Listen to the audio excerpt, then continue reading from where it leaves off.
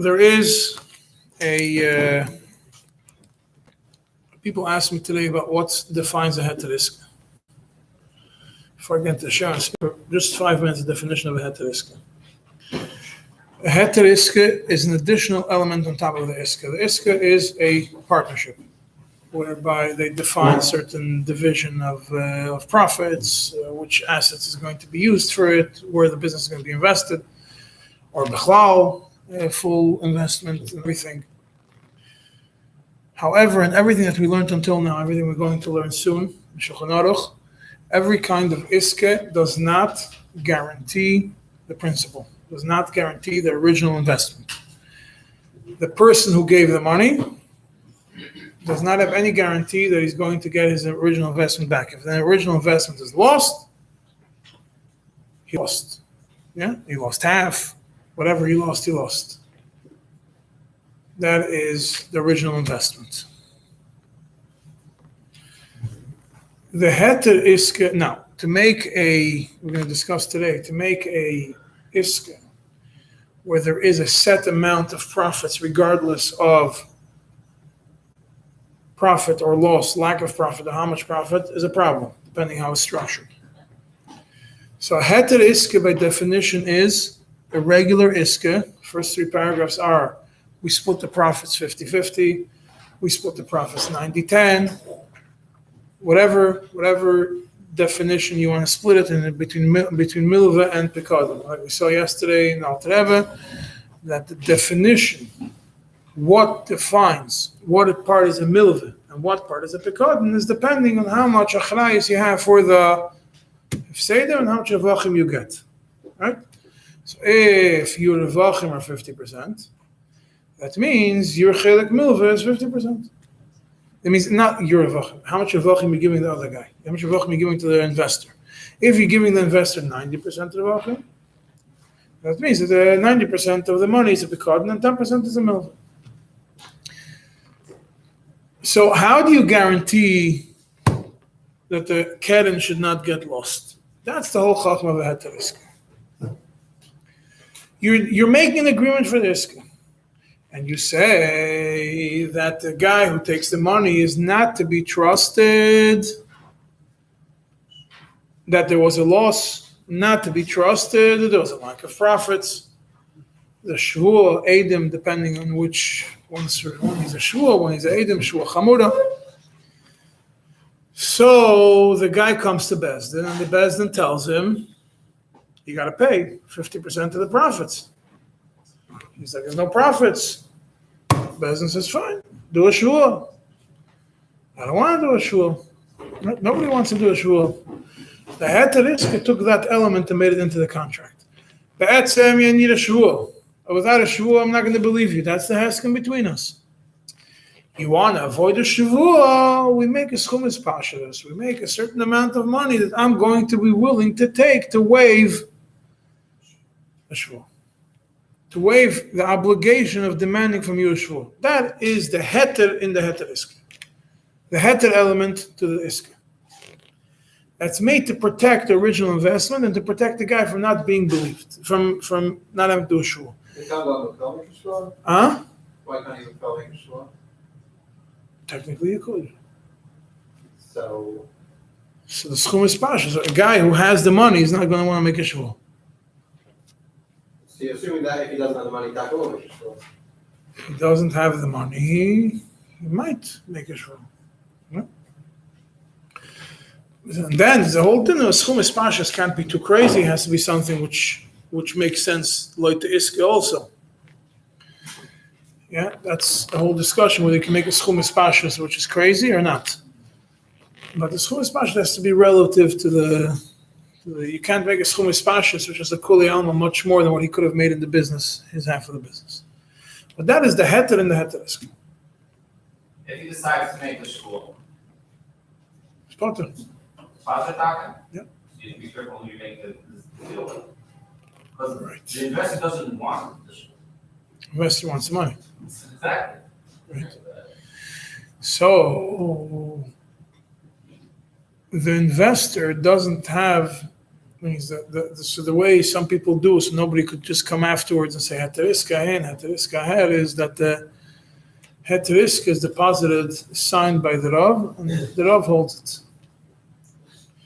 The loiver doesn't have it, or the investor doesn't have it, and the recipient doesn't have it. Neither of them have the Heter Iska. It's sitting in the Rav's drawer. If there's any dispute that says in Heter Iska, you go to this Rav. And this Rav is the only one who can make a determination whether to make a Shiur, not to make a Shiur. It's only to make a Shiur if the guy's, you're able to prove. The other side could prove. I gave you $1 million. A month later, the property went up on your name. Yeah. And a month later, property went up on your name. And you went now, and now you tell me there's no profits. This property is worth $2 million. So it's a problem. Yeah, such a scenario. If he begs and realizes the guy is going to make a Shiur b'sheker, we don't let him make a Shiur. You're not allowed to let him make a Shiur. I never saw Shiur in Bezdin. Huh? It's not done anymore. I never saw Shiur being done in Bezdin. Okay, let's start with what I want to discuss today. Shir, Sif Vav, and Tereb in 3 places. Yeah, we're talking about over here when you make an iska between them, that you split the profit, that you get the profit. Instead of splitting the profit, you take a specific amount of money, and not according to the real profit. So Mechaber and Sif Vav says, talking about a case, so just, as usual, I use the numbers that I chose. That Reuven gave Shimon 100,000 to do a iska, and they agreed that they're going to split the Revachim half. And then they said, well, instead of us splitting the Revachim half, Shimon says, I'm going to give you a specific set of money instead of the half of the Revachim. Tells them, let's say you give me $100,000. No, I'm going to give you $10,000 instead of the Revachim, even though really we're supposed to do Revachim half and half. And if say them half and half, still in all, I'm giving you 10,000 as Revach. I'm agreeing to give you 10,000 as Revach. The Mechaber straight up writes, it's also even if all the achrayus is on the one who gave the money under the Reuven. Yeah, even if all the achrayus, what achrayus are we talking about? The Shach right away says achrayus is both einsim and gneva v'aveda. And that Lechem adds over there that even when you take full achrayus, does not include pshia hakroiva lehezek b'yadayim. If somebody does, even if the noisen takes part of all the achrayas, that does not absolve the receiver from pshia, which is negligence, which is close to hezek b'yadayim. First question is, why is this thing asur b'chlal? What's wrong with this? Yeah, the Taz goes right away and asks the question. He says, first of all, the Malkar is Rabbi Yeshaya. He says, what's the Rabbi Yeshaya's reason? It's a two-part reason. It looks like ribis, and the person, and it could be seen lachlufe. People could see it as if it was a ribis gemura. What does that mean? Be'etzim, there's no inherent isser in this agreement. The only reason is because it looks like ribis, and somebody could make a mistake and think that it's full-fledged ribis. Right? So then comes the Taz and says, good, so why is the Rabbeinu Yeshaya came up with this gzeira for himself? This is not a valid enough reason to make a new isser out of this, just because somebody's going to think maybe it's ribis. So he starts and he explains, let's first understand what's going on over here. Really, there is no loan. There is no borrower. There is no lender. It's a iska. But in this iska, Shimon is actually better than the regular iska because he's pre-purchasing the revachim. He's pre-purchasing from Reuven the half of the revachim at a specific price. He's telling him, I'm buying from you. We're supposed to have revachim half and half. I'm going to purchase from you the half of the revachim for $10,000. And Lu Yitzura would have been somebody from the street. The Bechlal wouldn't have been a Shaila. Somebody unrelated to this transaction. A person could buy future profits. I could buy from you something, an investment in the company.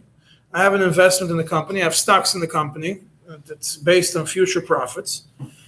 Yeah, and someone could come to me and tell me, I want to buy from you these things, and it's absolutely not a problem. A person could buy profits. So Medina, L'chayra, there's absolutely no issur. And a person could purchase, even if I could sell my stocks, which is a purchase to somebody, a piece of an investment for future profits, for whatever price I want, even if I don't know how much profits it's going to be. If there will be profits, and maybe there's going to be losses. A person could pay me $1,000 for certain preferred stock in a company which I believe is going to make money. And the person, and what happens if I sell it to him for a price that's higher? I could choose whatever price I want. I sell him the stock. And if the price is going to go down, going to go up, the company is going to go bankrupt, I don't have to give back anything. Right? But that's isn't a regular sale, regular purchase. A person purchases a regular amount of revochim for future revochim. And then if it will be somebody from the outside, it looks mamish like a sale. Elamai, when a person looks at this transaction between these two people from the outside, the person that's not part of this transaction, he looks like Rebis. What does it look like? That Reuven gave Shimon 100,000, and Shimon went back and gave 110, and it looks like Rebis. And because it looks like Rebis, it's similar to Aromas Rebis or Avak Rebis, which we learned in Siman Kuf Samach Daled. That when a person has a mashkin from somebody on a loan, he can't go and rent it out to the person who gave him the mashkin in a schum kotzuv. Over there you have a whole discussion whether it's ribis ktsutza, but the maskana it's avak ribis, aromas ribis, it looks like ribis. So it means be'etzim there is no yesoides dike isur in this sale transaction. The only isur is because it looks like ribis. Therefore, something which looks like ribis, I'm giving you 100 and you're giving me back 110, even though this could really is just a purchase. Just by the way, nobody really discusses if you have to say that you're purchasing the revoch. We follow the whole logic that we see before in Shulchan Aruch, that when a person does one of these kinds of things, l'chayra, he was planning on doing it the right way. So in such a scenario, we say l'chayra, if I'm telling you that I'm giving you $100,000 to invest in the business, and then you go and I'm telling you we're going to split the profits half and half, and you respond instead of that I'm going to give you 10,000 in lieu of the profits, it obviously means that you're purchasing for me my half of the profits. The only difference out here is supposed to regular income, because I'm paying him 10,000 at the time that he would have given him back the profits. Yeah, but what happens if there's no profits? That's the problem of the 1,000. Usually, if I'm going to buy you a huge profits, I'm giving you the money right now. Over here, what's happening is he says that when the time comes to pay you back the profits, instead of giving you the profits, I'll give you the payment. Yeah, that looks like a problem. So that's the difference. Yeah. So Taz says, according to this, if they made an agreement between them that if there's no profits whatsoever, then he doesn't have to give anything. Then, and the achrayus and losses is on both. Then it goes back to being a regular. Then it means it only kicks in at the end. And at that point, if there's profits, at that point, I'm buying from you your profits for 10,000. That's not a problem. But only if, there is if they make an agreement before, no. It means the double profits. It means they have to exceed 20,000 because only half is his. Yeah. Or whichever way they determine it. 10,000 is more than the chelik. No, it does not have to exceed it because they can make an agreement and it's taking a risk. But some profits there is.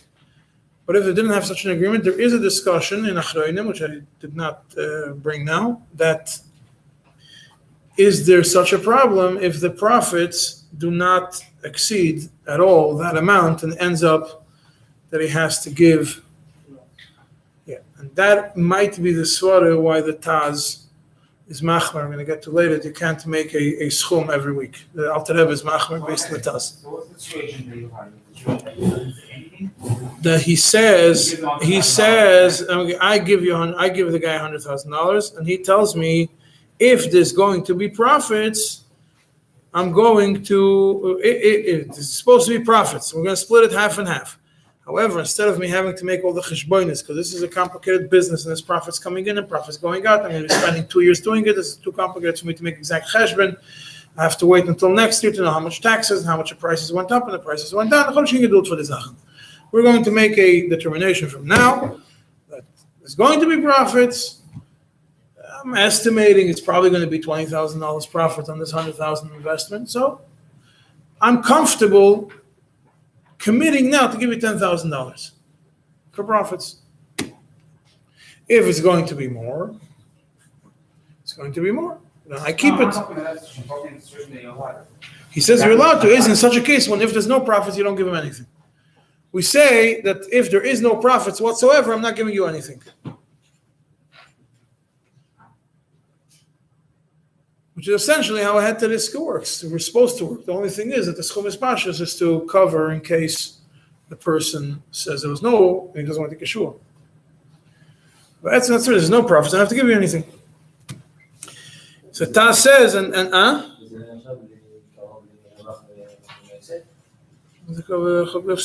מפסידים שניהם מפסידים. אם מרוויחים שניהם מרוויחים. אבל הוא יותר מרוויח מה שמפסיד. הוא יותר מרוויח מה שמפסיד. לא. שמעון לא מרוויח. יכול להיות שזה הפוך. זה מה שאתה אומר, יכול להיות שזה גם הפוך. מה יקרה אם שימן מחליט? הוא יפסיד מה יפסיד את 50. כן, ואם גם מרוויח 60. הוא יותר קרוב לא, ואם השני מרוויח? ה-10 זה גם השני מרוויח, אני רק קונה את ה-10,000, זה החצי שלך ברווחים. אני מרוויח יותר. ייתכן הביזנס יכניס $100,000. אני כבר הסכמתי איתך על 10, אז במקום לתת לך 50, אני אתן לך רק 10. Who? The one who gives the money or the one who gets the money? The one that gives the money. He wants to have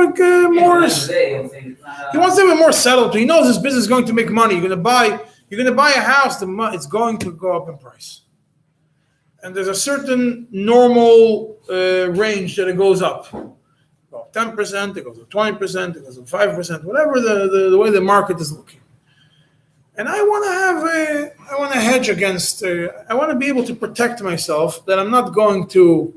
I'm not a risk taker, so I want to have at least. I mean, my cheshbon in this business, I think I could only make $10,000 on my half.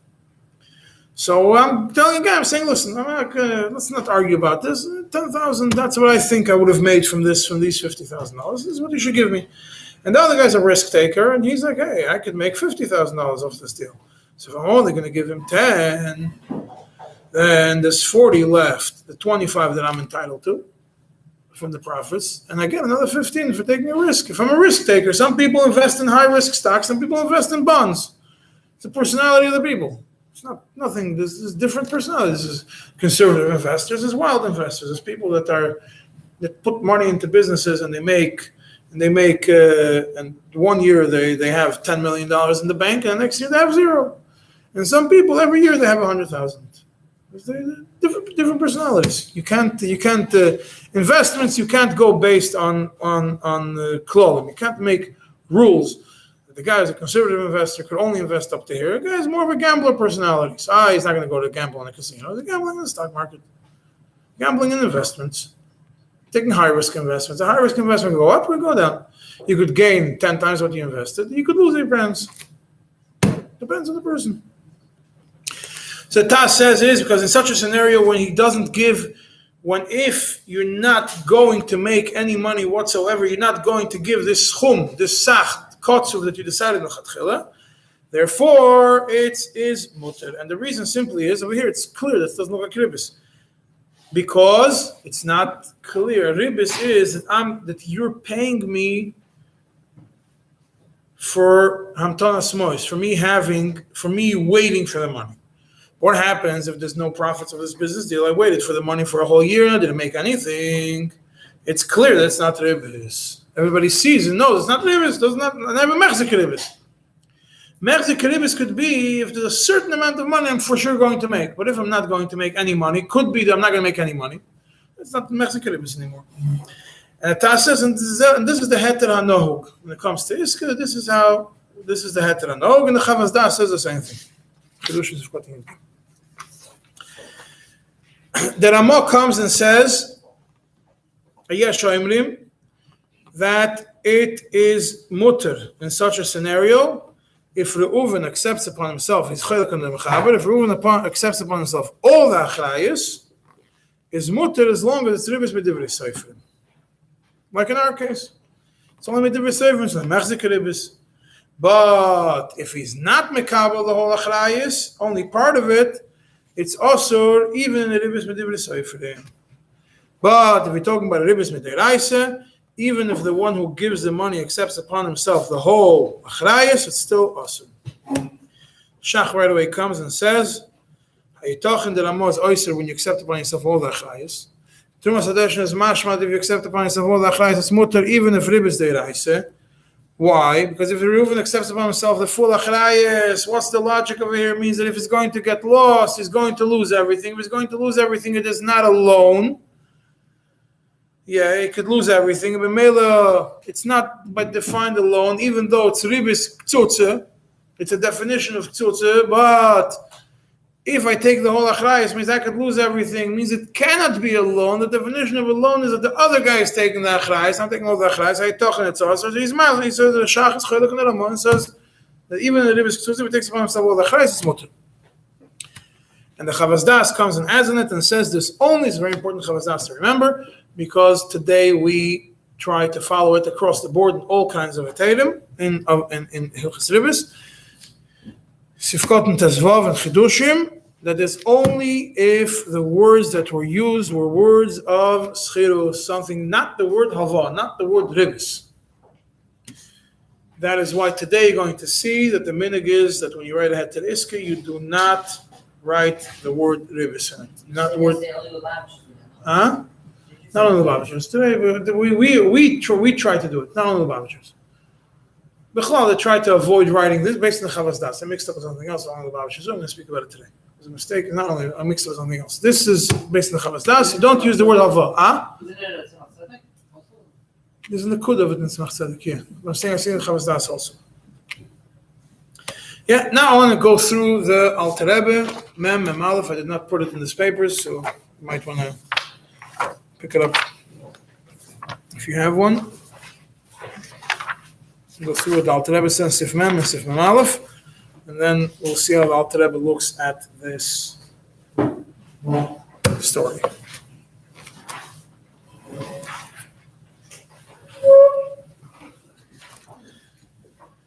The Alter Rebbe in Sif Mem says as follows: Tzrichim lechalik b'shove harevach. Really, when you make an iska, you're supposed to split the revach, hein rav, hein me'at. Both, whether it's a lot or a little, has to be split half and half. It doesn't mean half and half, 50-50, because if we determine there's going to be 90-10 or 80-20, then you split whichever way you determined from the beginning, based on how much revachim that you determine what's a iska, what's a pikadon, and what's a halva. Ve'asur liktzois revach yodua la'anoisen ben shu rav me'at. Lo yeh revach klal. You can't make a set determined amount that's going to be decided that the set amount is going to be given regardless of whether there's a lot or a little or no profit. And Alter Rebbe says, this is what we see from the Taz. Even though this is they're selling him the profits with the condition that even if it's going to be a lot more profits, they're still going to only keep a certain small part of it. And you could sell it to somebody else the same way. The one who received the money, the Shimon, if he makes for him a set price, even though to somebody else would have been mutter, it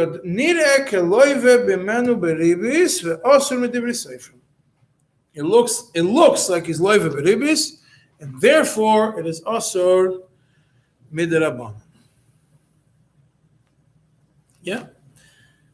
It looks like because he's telling him it looks like he's loive beribis. Doesn't tell him purchasing, not purchasing doesn't make a difference. The fact that I am taking from you $100,000 now, at the end of the year I'm giving you 110, and I'm taking that and I'm agreeing that I'm only giving it. I'm giving it regardless of whether there's profits or no profits or there's a loss, but I'm planning on profits. I'm buying the profits, but I'm taking a risk, a big risk. Could be there's going to be a loss. That's awesome. And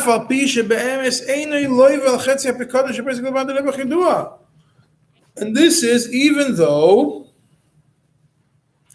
he is not a loive on the half that he received from the borrower, from the investor for the palga pikon. He's bichlal not a loive on that.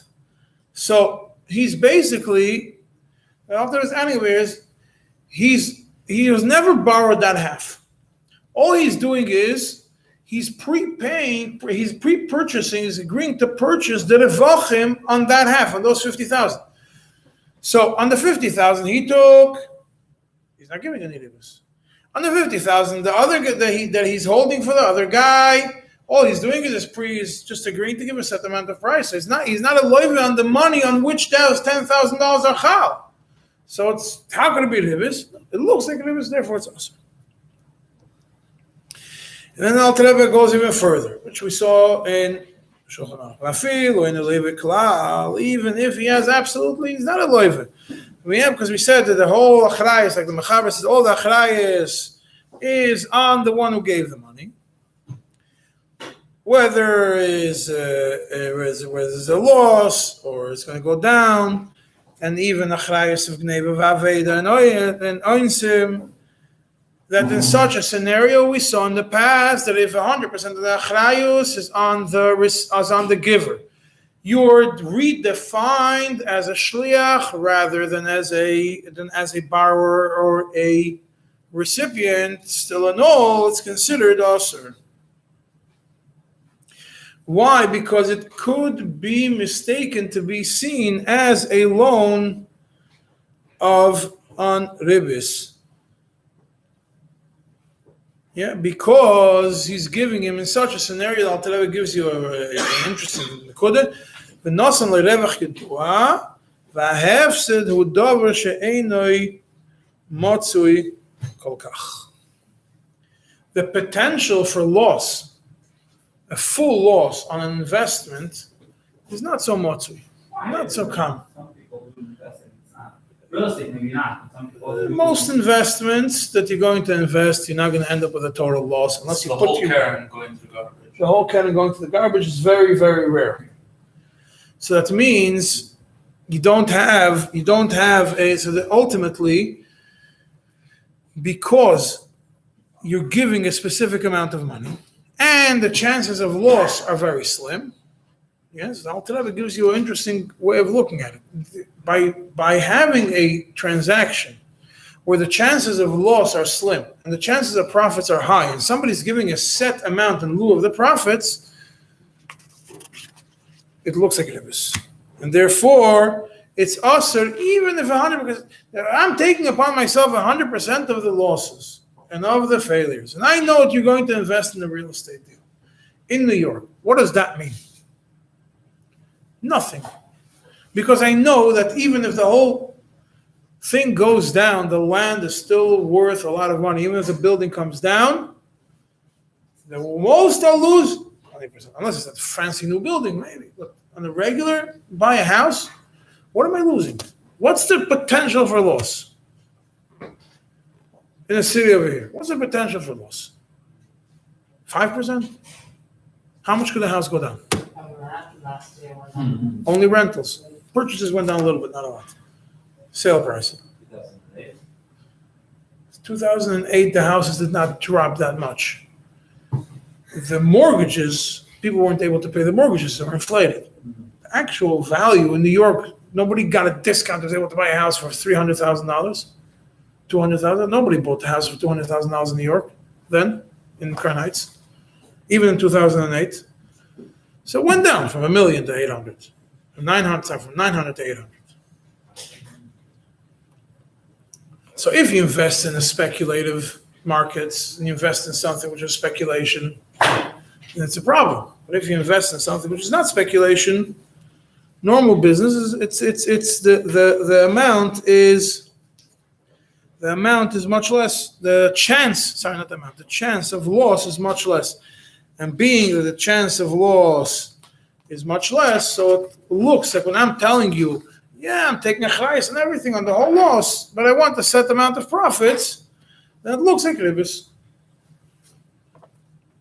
Then Alter Rebbe continues, brings the Ramah that Yesh Matirim, if all the Achrayas is on the Noisen, the one who gave the money, because if all the Achrayas is there, ultimately it doesn't look like a leiva anymore. And just like you could sell the profits to somebody else, you could sell the profits to him. And that applies to every ribis midrabanan. Does not accept the svara of the shach, that you could also use it for ribis, which is ribis ktsutz. So he says, because it doesn't look anymore like alva, Alter Rebbe says, v'yesh lismech al divrayim lahakel b'divrei soifrim, like the Ramah, not like the shach in the Tumas Hadeshin that says that even if it would be deraisa, it would be mutter. However, if he only accepts the achrayas in half, the noisen only accepts the achrayas in half, then the Ramah would still be oiser, and it is considered asr. So here we see the yisoid of the mechaber, the yisoid of the Ramah. Now we have the Taz. So that's next seif in Alter Rebbe. It's based on the Taz. Yeah, the beginning of the Taz. He says at the end of the Taz. He says all this applies when you make a specific amount of money, regardless of whether if there's going to be any profits at all. But and the responsibility of the loss is fully on the one who gave the money. But if, and this is how he explains it, if I tell you that I am willing to give you $10,000, whether the revachim are higher or the total revachim of the whole business deal is only 10,000, it means I'm not going to lose anything of the deal, which was mentioned before. I'm not going to lose anything of the deal up to this amount. Then it is give him the whole. Then it's mutter.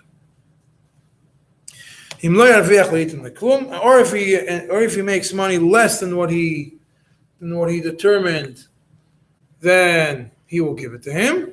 And he's not going to have to put his own money into it. Then it is mutter. Even if the achraya is in such a scenario, if I only take upon myself that I'm going to give, I can't that the receiver is not going to be able to have to lose any money.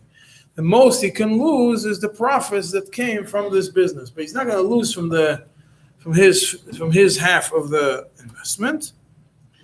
That's mutter. Why? Because he becomes like a shomer sachar. And then even if he takes achrayas for the achrayas gnei v'aveda on all the money, it's not a problem because he is now a shomer sachar. All he's doing is he's a shomer sachar. He has no potential for loss. The most he can lose is the amount that he worked that he would have been entitled to. He's achroi on gnei v'aveda because he's getting paid for his work. Like a Shem Esachar. Therefore, it's not that in Achrayus Gneva Vedas on him. And then Achrayus Hazoyel Va'oinsim Ala Mekabel Mechetzi Amois Shenalvo. And also he takes upon himself the Achrayus on Zoyel and Oines for half of the money which he took as a loan, for his half. Why is that? Because in such a scenario, Alter Rebbe says, let's go back to what we said before. The side of the Isra over here is because it looks like ribis. So over here, it doesn't look anymore like he's lending with ribis. By the mere fact that I make a determination with you that I'm going to give you a set amount of money, does not make it look like ribis because because I'm not going to give you anything from my own pocket. If there is no profits, or if the profits are going to be, the total profits are going to be less than the amount of money that I determined, so therefore it's not shaykh to be considered ribis because I as the one who gave the money could only make money if the business goes at least makes $10,000 total, and the other guy is not losing anything. The most that can happen to him is he's not going to gain anything. Therefore, it's not shaykh. It doesn't even look like ribis. The only time it looks like ribis is in the previous case where a person has the money and he agrees to give a set amount of money even if it's going to go down. Over here it's sachakal, I'm selling you the profits of the business. And I'm the one who's taking the money is the one who could either lose his half of the profits or he could make a lot more. He's taking a small risk. But the risk, the negotiation and the deal is only on the profit part. Maybe he's going to be more profits. Maybe he's going to be a little bit less profits. Maybe I will lose my half of the profits, but I'm not going to give a penny from my keret. Remember Sholom and base. And then the Alter brings and says, Yesh cholkim v'chosheshin mishum ribis gmura shel Torah koshekoytis leidover kotzov.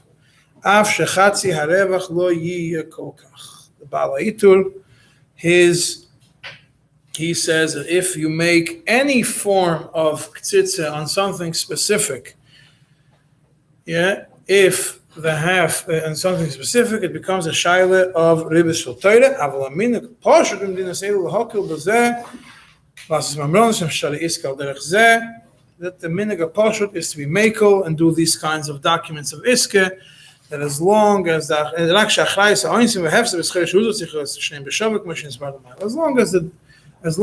loss, the percentage of responsibility for the loss is parallel to the percentage of responsibility for the percentage of potential profits, then that's mutar. So he says he says the minik pashut is not to follow the Baal Hitur.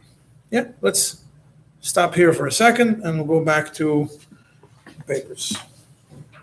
Yeah, because now comes the next part of the Alter Rebbe. Before we go into Mekom Mokim, I'm going to go to something else. There is a concept of ribis derech knas. Ribis derech knas is that I say, if you're not going to pay within 90 days, then there's going to be a knas, certain knas. Yeah? What happens if you pay before 90 days? There's no knas. So there is no ribis. Ribis derech knas. There's different opinions, different ways, not opinions, different details in ribis derech knas. But ribis derech knas is not asur if it's done right. Why is that? Because I am not going to. Because there's no, the money that's coming as a knas is not coming because you're holding on to the money, because of Antonas Mois, because of Agad Nota. Money that's coming in is coming because came a time, I needed the money, I'm giving you a punishment. So it's not ribis. So Sifta Zayin, the Mechaber writes that if the loive accepts upon himself to give us a sach kotzov, a specific amount of money, for every week that he's holding the money is knas, every week, a weekly knas, the Mechaber says ribis gemura, and the Rama over there right away adds, even though it's b'derech knas and not ribis, because for the simple logic, if he would have paid, it would be a knas. Hoyel being because of little nakis v'chol shavua v'shavua have a ribis gomer being that he wrote in the shtar that he's going to give him a knas every week a specific amount of money. It's clearly ribis and it's also v'chein ikar, and the Mechaber Ramah says v'chein ikar even though there's yesh mekil. The Taz comes and gives you a klal godel, a big rule, all the heterim. He says. Mikan, from here we learn, shebechol heterim sha'osim ba'alvois kigoin iske v'kayoytze boy, every kind of heter you're going to do when it comes to halakhos ribis, osur lehaskir b'shtar kitzu v'chol shavua, you're not allowed to mention a specific amount on the shtar, a monthly, weekly, yearly, something else, a monthly, weekly amount in the shtar. So based on this Taz, this is what Alter Rebbe is basing himself on. We're going to get to it in a second. Yeah, and the Shach right away argues under the Taz and says,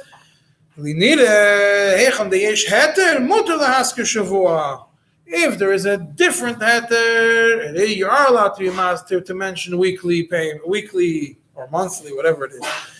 Over here, there is no heter. Why is that? Yeah, the logic is, in the case of an Iske, what's the heter?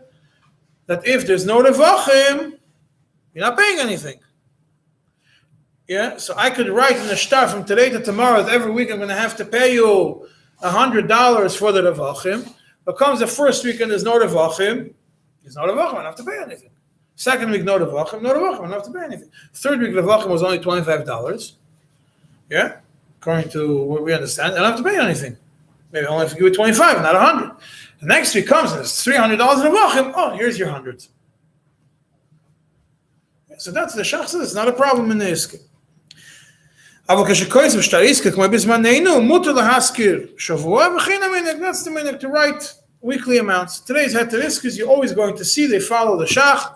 Mutar lahaskir. If you write Lubavitch, you write a heter iske, you don't write that. You write the end. We're going to see based on what the Alter Rebbe says. Yes, that's Tzemach Tzedek is here. I forgot to put it into the book, so I copied the whole nusach.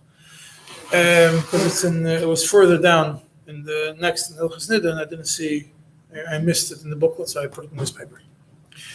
So according to the Taz, yeah, the Alter Rebbe comes in Sif Mem Aleph and again in Sif Mem Ches, and he says you're not allowed to write in the shtar a specific amount. So let's go back to Sif Mem Aleph and we'll see what the Alter Rebbe writes. מכל מוקר צריך להיזהר שלא להזכיר בשטר קיצור לרווח בשבוע שחדשים שנסחב ומקבל להתנדב בקוצר בכל שבוע או חודש. You're not allowed to write in the shtar in the shtar a specific amount that's going to be paid by week. מטעם שיסבור, from what's going to be explained later in ספר ממחס. אף על פי שאם לא יהיה רווח ליתר כלום ויחשב זה שנות על הקרן, even though if there's not going to be רווח at all, I'm not obligated to give you anything, and if I do give you something, it will be deducted from the keren. It's still also וכן בכל דרכי היתר לקיחת רווח שיסבור, צריך להיזהר שלא להזכיר קיצור לרווח בשבוע שבחודשים. You cannot mention a set amount weekly or monthly. בין בכתב, בין בעל פה, בתרס חיוב על המקבל.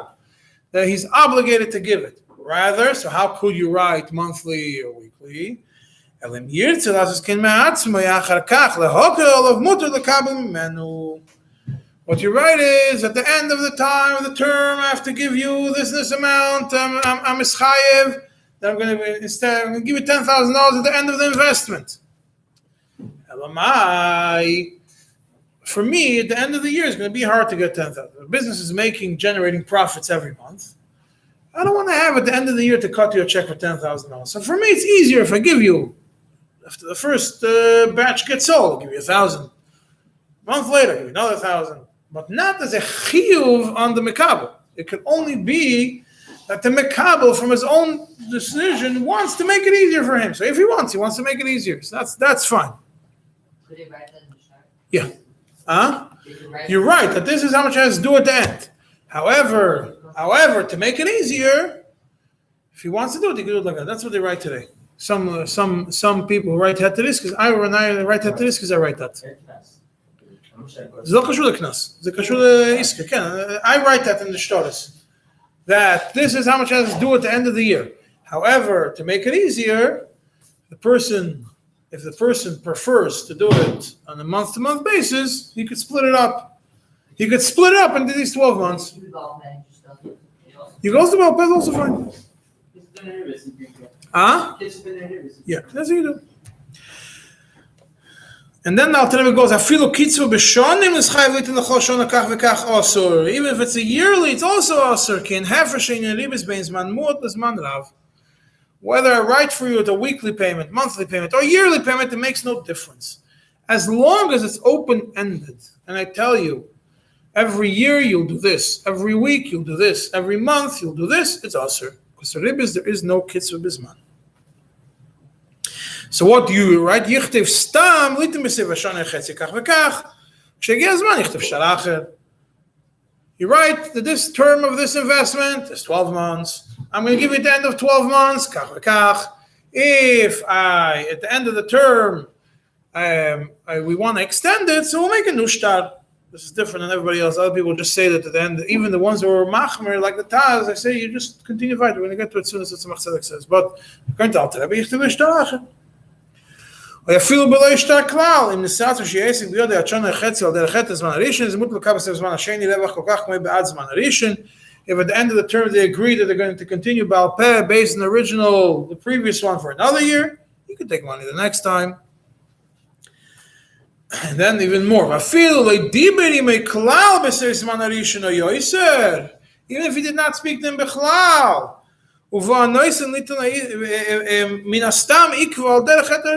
Probably the reason he kept it is to continue on the previous kav. If at the end he does not speak about it Bechlal, probably continues. That's the Taz.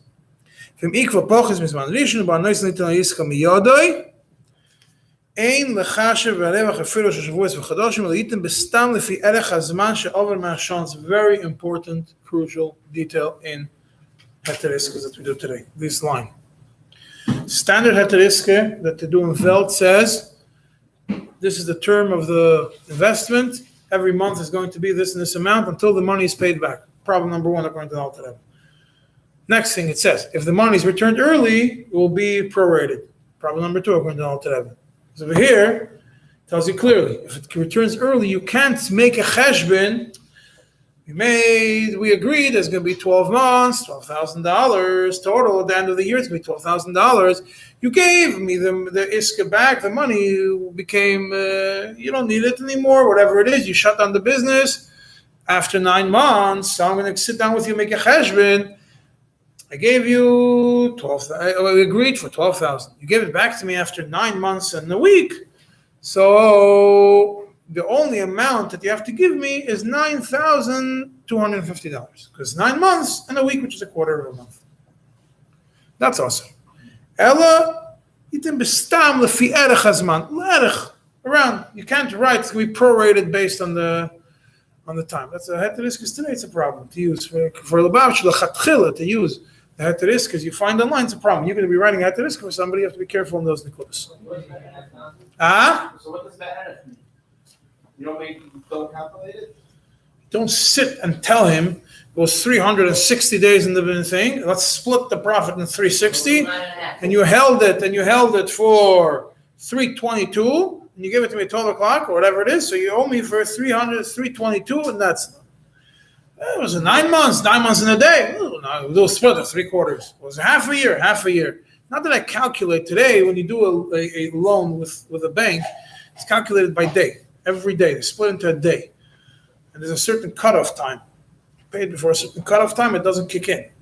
Banks, some banks, 7 p.m., 8 p.m., 9 p.m., whatever, 11 p.m. If it hits, if you start the payment. So there's no new ribis on it.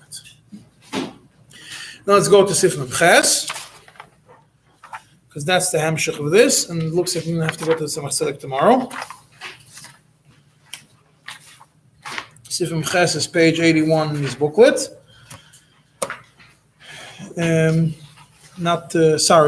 Page 82.